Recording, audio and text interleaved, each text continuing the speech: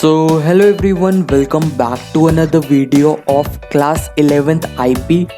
आज जो हम चैप्टर पढ़ेंगे वो है तुम्हारी क्लास 11th IP का chapter number 1, that is basics of computer system. तो यार ये सारे टॉपिक्स जो कि मैंने NCERT और सुमिता अरोड़ा से उठाए हैं, आओ स्टार्ट करते हैं with very first introduction. What is computer? So computer is an electronic device that can accept data, process it and displays result। तो कंप्यूटर एक ऐसा इलेक्ट्रॉनिक डिवाइस है जिसके अंदर इनपुट, प्रोसेसिंग और आउटपुट होती है। It consist of hardware and software.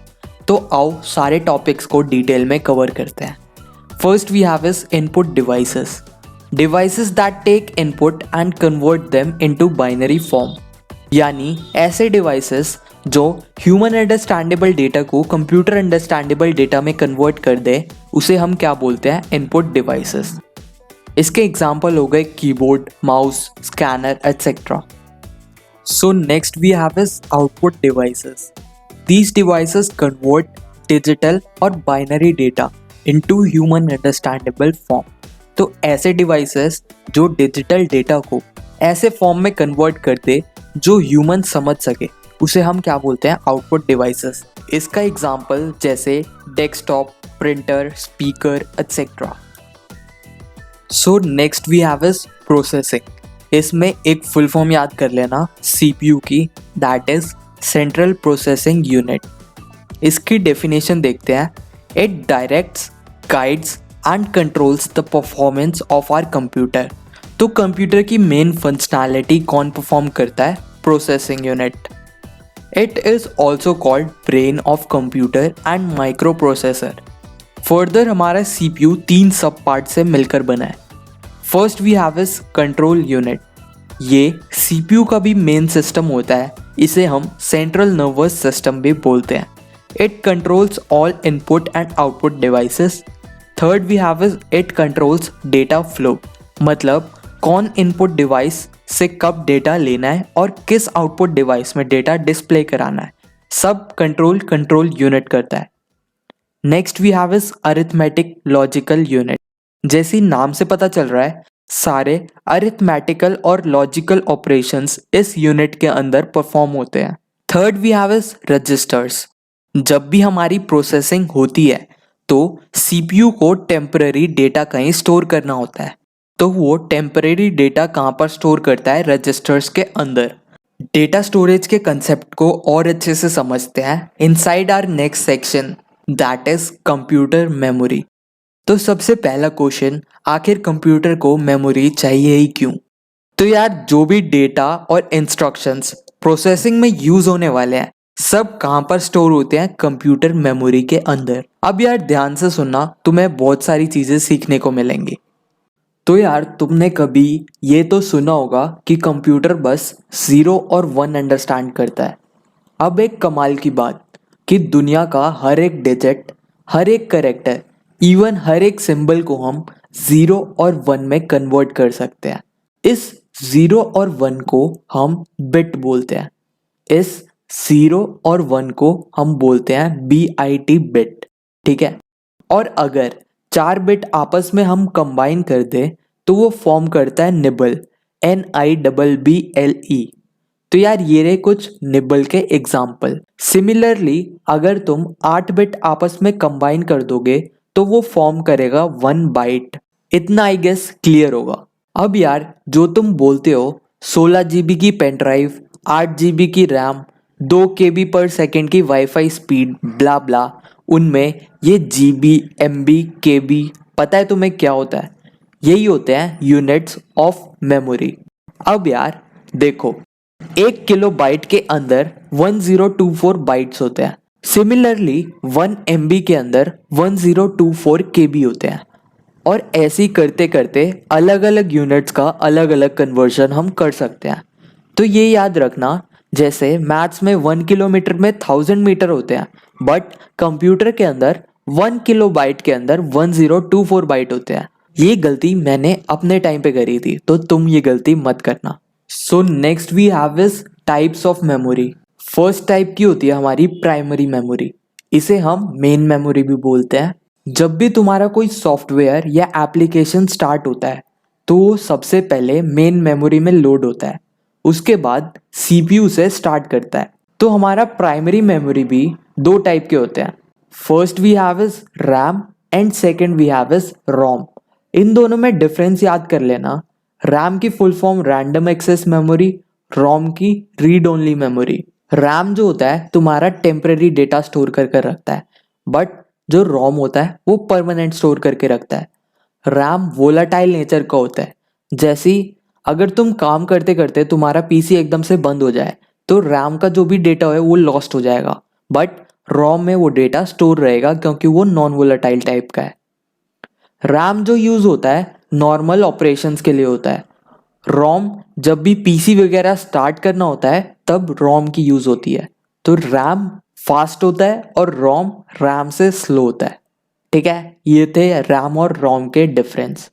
इसके बाद सेकेंड टाइप की memory we have is secondary memory. It stores data permanently. तो यार सेकेंडरी मेमोरी में अगर तुमने कुछ डेटा स्टोर कर दिया तो वो हमेशा के लिए वहां पर रहेगा। ये नॉन वोलेटाइल नेचर का होता है जो अभी मैंने बताया था। It has larger storage capacity. RAM हमारी max to max 12 GB, 16 GB, 32 GB ऐसे होता है, बट सेकेंडरी मेमोरी जो हमारी होती है वो टीबी तक जा सकती है, मतलब 1024 GB तक उसमें स्टोरेज कैपेसिटी होती है। It can not be directly accessed bye CPU. तो यार जो भी हमारा सीपीयू है वो बस प्राइमरी मेमोरी के साथ छेड़खानी कर सकता है। सेकेंडरी मेमोरी से सीपीयू का कुछ लेना देना नहीं है। इसके एग्जाम्पल हो गए SDD, SSD, hard disk, pen drive etcetera. जितने भी एक्सटर्नल स्टोरेज डिवाइस तुम यूज करते हो सारे सेकेंडरी मेमोरी के अंदर आते हैं। So next topic we have is system bus. जो वायर्स यूज होती है अलग अलग कंपोनेंट को जोड़ने के लिए जिससे डेटा फ्लो हो सके, उन वायर्स को हम क्या बोलते हैं? सिस्टम बस। तो यार इसके कंपोनेंट्स देखते हैं। First we have is data bus. ये डिफरेंट कंपोनेंट्स को आपस में जोड़ते हैं। Second we have is address bus. CPU और मेन मेमोरी के बीच का इंटरलिंक कौन बनाता है? Address bus. Third we have is control bus. जितने भी कंट्रोल सिग्नल यूज होते हैं कम्युनिकेट करने के लिए वो सब कहाँ पर स्टोर होते हैं? कंट्रोल बस के अंदर। So next we have is software. तो यार आगे तुम पाइथन में कोडिंग करोगे। जब कोडिंग वाली फाइल को तुम सेव करते हो उसे हम इंस्ट्रक्शन बोलते हैं, और जब बहुत सारे इंस्ट्रक्शन मिला दे तो वो एक प्रोग्राम फॉर्म करता है। सिमिलरली बहुत सारे प्रोग्राम के कलेक्शन को हम एक सॉफ्टवेयर बोलते हैं। तो सॉफ्टवेयर जिससे कोई हम स्पेसिफिक टास्क परफॉर्म कर सकते हैं। जैसे YouTube एक सॉफ्टवेयर है जिसमें हम वीडियो देख सकते हैं। सिमिलरली MS वर्ड एक सॉफ्टवेयर है जिसमें हम डॉक्यूमेंट फाइल बना सकते हैं। तो सॉफ्टवेयर हमें बताता है कि हम कौन कौन से काम और कैसे परफॉर्म कर सकते हैं। सॉफ्टवेयर भी हमारे दो टाइप के होते हैं। सबसे पहले we have is system software, जो कि बेसिक फंक्शनैलिटी कंप्यूटर की जैसे ऑपरेशन, परफॉर्मेंस, बूटअप इन सब में हेल्प करता है। It maintain all the system resources and it's a general purpose software. तो यार सिस्टम सॉफ्टवेयर के तीन कैटेगरी होते हैं। First we have is system utilities, जो भी मेंटेनेंस और कॉन्फ़िगरेशन के लिए यूज होते हैं, जैसे एंटीवायरस या Windows updater. Second we have is device driver. यार तुम जब भी कोई डिवाइस कनेक्ट करते हो तो उसका एक ड्राइवर भी इंस्टॉल करना होता है। So third we have is operating system, जो कि एक सेपरेट टॉपिक हम नेक्स्ट पढ़ेंगे। इसके बाद दूसरे टाइप के सॉफ्टवेयर होते हैं एप्लीकेशन सॉफ्टवेयर, जो भी तुम डाउनलोड यूज करते हो। Software design to perform specific task by end user. End user जैसे हम लोग। इसके भी दो कैटेगरी होते हैं। जनरल पर्पस, जैसे जो बड़ी ऑडियंस को एक साथ टारगेट करता है, जैसे फोटोशॉप हो गया, MS वर्ड हो गया, सब यूज करते हैं। Second we have is customize. जैसे तुम्हें कोई स्टार्टअप खोलना है और तुम्हें एक ऐप बनवाना है तो तुम उस ऐप एक अपने स्पेसिफिक और कस्टमाइज बनवा सकते हो। So next we have is operating system. तो एक एंड यूजर को हार्डवेयर और सॉफ्टवेयर से कनेक्ट कौन करवाता है? Operating system. तो जितने भी रिसोर्सेस, मेमोरी, प्रोसेसेस, सिक्योरिटी सब कौन मैनेज करता है? Operating system. तो ऑपरेटिंग सिस्टम किसी भी कंप्यूटर का एक बहुत क्रूशियल कंपोनेंट है। अब इसके इंटरफेस यानी हम इसे कैसे कैसे देखते हैं। First we have is command based. अगर तुमने कभी पावर शेल स्टार्ट किया हो तो उसके अंदर जो ब्लैक वाइट स्क्रीन आती है उसे हम बोलते हैं command based UI. Next we have is graphical based UI. जितने भी ग्राफिक्स विजुअल्स, जैसे अभी तुम यूट्यूब देख रहे हो या तुम्हें अलग अलग ऐप्स के लिए अलग अलग आइकन आते हैं, वो सारे visual effects graphic user interface के अंदर आते हैं। Next we have is touch based. तो जितने भी डिवाइसेस में टच इनेबल आता है वो इस कैटेगरी में फॉल होते हैं। इसके बाद we have is voice based, जैसे सीरी, एलेक्सा, ये सारे वॉइस बेस्ड यूआई इंटरफेस के अंदर। Next we have is gesture based. जैसे बहुत सारे डिवाइसेस में होता है फीचर शेक टू अंडोगा, ऐसी कई कई डिवाइसेस में होता है कि स्क्रीन के आगे तुम वेव करोगे तो कुछ एक्शन परफॉर्म होगा। तो ये सारी किस कैटेगरी में फॉल करते हैं? गेस्चर बेस्ड के अंदर। उसके बाद ऑपरेटिंग सिस्टम की कुछ मेजर फंक्शनैलिटीज होती हैं। First we have is process management. किस टाइम पे कौन सा प्रोसेस एग्जीक्यूट कराना है सब कौन हैंडल करता है? Operating system. इसके बाद we have is memory management. किस प्रोसेस को कितनी मेमोरी अलॉट करनी है वो सारा भी हैंडल ऑपरेटिंग सिस्टम करता है। Next we have is file management. किस फाइल को कहाँ स्टोर करना है और कितना अमाउंट स्टोरेज देना है उसे स्टोर करने के लिए। उसके बाद we have is device management.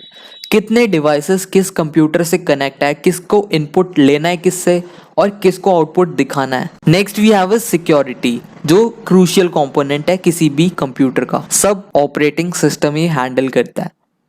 इसके एग्जाम्पल होते हैं जैसे विंडोज, और तुम बहुत निहायती अमीर हो तो तुम क्या पता मैक ओएस में देख रहे हो, तो एप्पल के पीसीज में मैक ओएस ऑपरेटिंग सिस्टम होता है। और अगर तुम्हारा स्कूल गरीब नहीं है तो उन्होंने प्रोजेक्टर लगवा रखे होंगे और प्रोजेक्टरों में ज्यादातर लिनक्स ऑपरेटिंग सिस्टम यूज होता है। ठीक है, तो ये तो था ऑपरेटिंग सिस्टम के। तो यार इस चैप्टर के कुछ छोटे मोटे टॉपिक रह गए हैं, वो कवर कर लेते हैं।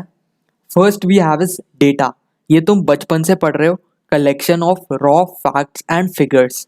और जब भी इस रॉ डेटा की प्रोसेसिंग हो जाती है ये किस में कन्वर्ट हो जाता है? इंफॉर्मेशन में। अब डेटा को हम तीन तरीके से स्टोर कर सकते हैं, स्ट्रक्चर्ड, अनस्ट्रक्चर्ड, सेमी स्ट्रक्चर्ड। जैसे ही नाम से पता चल रहा है स्ट्रक्चर्ड, इसमें हम डेटा को टैब्यूलर फॉर्म में स्टोर करवाते हैं। Second we have is unstructured, इसमें डेटा का कोई वेल डिफाइंड स्ट्रक्चर नहीं होता है। Third we have is semi structured, इसमें कोई डिफाइंड स्ट्रक्चर तो होता नहीं है पर मार्किंग बनी होती है जिससे हम डेटा को अलग अलग सेपरेट करके कैटेगराइज कर सकते हैं। तो यार इसमें तीन फर्दर डेफिनेशन है जो तुम्हें नाम से ही पता लग जाएगी। First we have is data capturing, मतलब process of gathering data from different resources. जैसे स्कैनर यूज होता है तुम कोई भी फाइल इनपुट करवाने के लिए, या फिर एग्जांपल ले लो बारकोड रीडर्स का। अब तुमने डेटा कैप्चर कर लिया, कहीं पर स्टोर कराना होगा, तो नेक्स्ट वही है data storage, process of storing captured data. तो जो भी तुमने डेटा कैप्चर करा है उसे स्टोर करवाने के लिए। नेक्स्ट वी हैव, तुमने डेटा स्टोर करा लिया, अब तुम्हें डेटा यूज करना है तो डेटा को रिट्रीव करना पड़ेगा। So next we have is data retrieval, process of fetching data from storage devices. ठीक है, इतना पता चल गया। उसके बाद last topic data deletion and recovery. तो यार सबसे बड़ा थ्रेट तुम्हारा यही होता होगा कि तुम्हारी कोई फोटो लीक ना हो जाए, वैसी वाली फोटोज।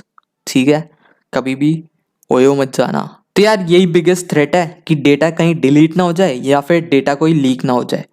तो जितने भी स्टोरेज डिवाइसेस होते हैं उन पे हम 100% ट्रस्ट नहीं कर सकते, क्योंकि ये कभी भी मैल फंक्शन, क्रैश, कभी भी हैक हो सकते हैं। तो डेटा डिलीशन और लीकेज एक सबसे बड़ी प्रॉब्लम है हमारी।